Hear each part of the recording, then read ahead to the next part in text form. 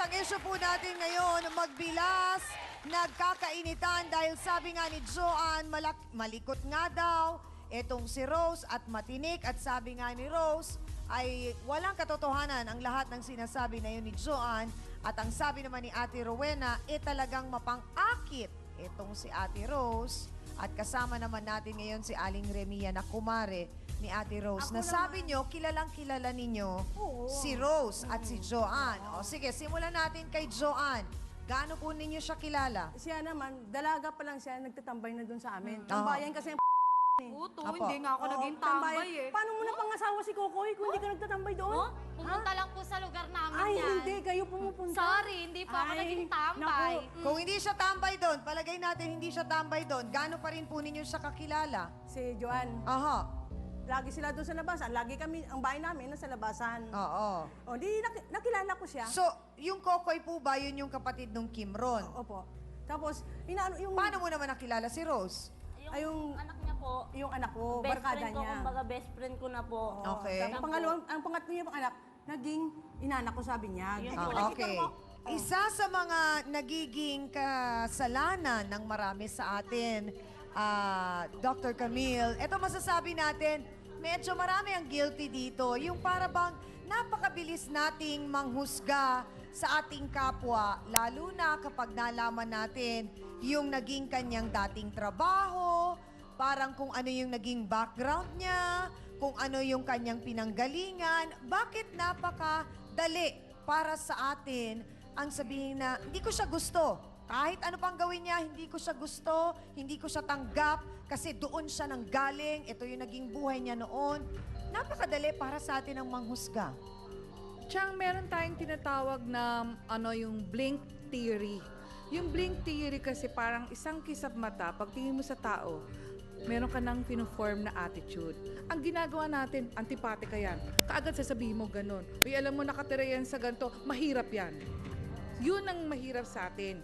Kasi, hindi naman, pag nagmamarunong tayo, chances are, yung attitude na kine-create natin, mali. Sana maintindihan yun. Hindi yung porke nagtrabaho sa beer house, masamang tao. Hindi yung porke nagpunta sa... Hindi yung porke bata ka pa lang sabihin gano'n, wala ka ng kakayahan para maging isang maayos na tao dahil kasi maagang nag-asawa yan. Dapat titignan nyo palagi. Yun naman pong sinasabing kapag ang isang tao ay mahilig mang-akit. Hindi naman natin sinasabing si Ate Rose yun. Pero parang dito sa pangyayaring ito, siyang pinagbibintangan na gano'n. Yung po bang mga gano'n ay merong gustong patunayan? O ano ba yung, kumbaga, nakukuha nilang... may winning factor o fulfillment doon sa ginagawa nilang sila'y nakakapang-akit ng ibang tao? Kasi isa pa rin yung panghuhusga, Chang. Alam mo, may mga tao, pagkaganda-ganda, pero hindi ka akit-akit. Merong iba na sabi mo, ang taba niyan. Pero bakit ganun? Ang ganda-ganda sa paningin ng iba at mas maraming maliligaw. So yung ganong klase na sabihin mo, pagiging seductors, actually hindi siya yung sabi mo, it is something na merong X factor ka, innate yun.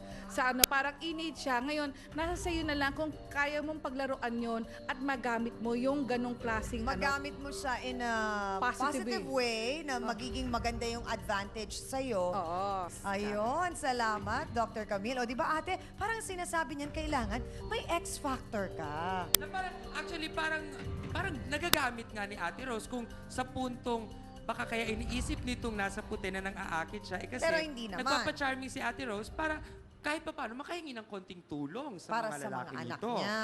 Di ba? Para sa mga anak niya nga. Baka ganun Pwede nga rin. ang nagiging diskarte mo. So parang ganun nga. Nagpapakyut ka sa mga boys. Pero parang Rose lang po. dati, nung nagtatrabaho pero sa labas, ka. hindi ako nagpapakyut. Kaya lang, bakit talagang sinasabing matinik ka nga daw talaga?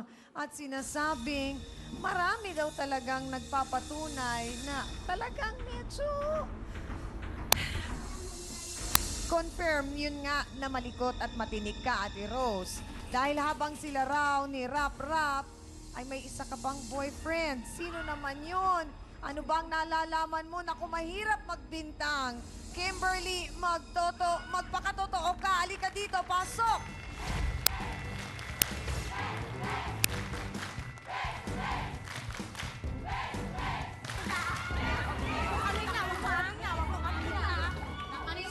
Sandali lang. Sa'yo.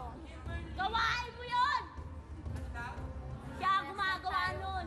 Kimberly, Sa akin mo pinapasa. sino yung sinasabi mong bukod dun sa rap-rap? Meron pa. So, sinama niya po ako nun sa...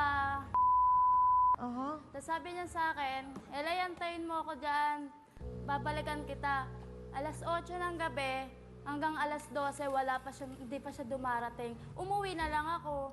Bakit naman kaya inabot ka ng 4 na oras, Ate Rose? Hindi yung totoo yung sinasabi niya. Siya ho ang pumunta doon sa gwardiya na ho yung binabaliktad niya ho ang istorya. Sino ang gwardiya? Ito po. Ikaw yun!